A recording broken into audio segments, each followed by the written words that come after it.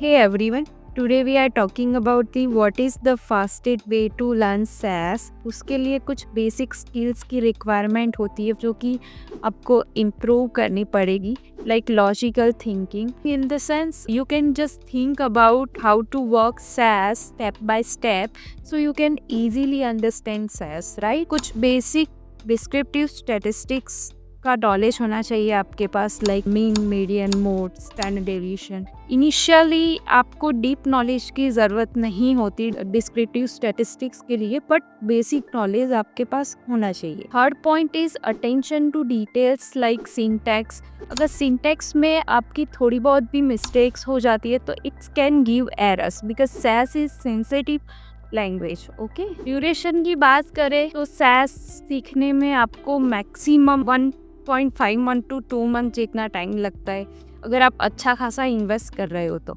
और clinical SAS के लिए 1 to 1.5 मंथ जितना टाइम लगता है, राइट। और अगर आप R भी सीखना चाहते हो तो R के लिए भी सेम, जिसने SAS सीखा है उसको तो R सीखने में ज़्यादा इजी रहता है, के लिए भी सेम 1.5 to 2 मंथ जितना टाइम लगता है। SAS आता है तो शायद उससे कम टाइम भी लगता है। If you want got a job in pharma industry तो आपको क्लिनिकल SAS सीखना पड़ेगा। इनिशियली स्टूडेंट को डर महसूस होता है, कुछ डिफ़िकल्टीज फेस करते, उनको ऐसा फील होता है कि how to remember all those things, different type of functions, procedures, operators, all those things used in real world data. So there is a one and only solutions. Keep practicing and preparation. You can just start with base preparation.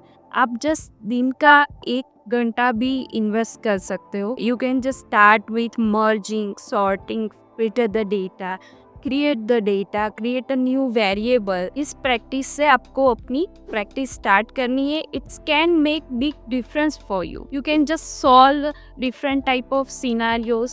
You can just work on small projects in clinical SAS if you got a job in pharma industry, and then आप interview preparation start कर सकते हो।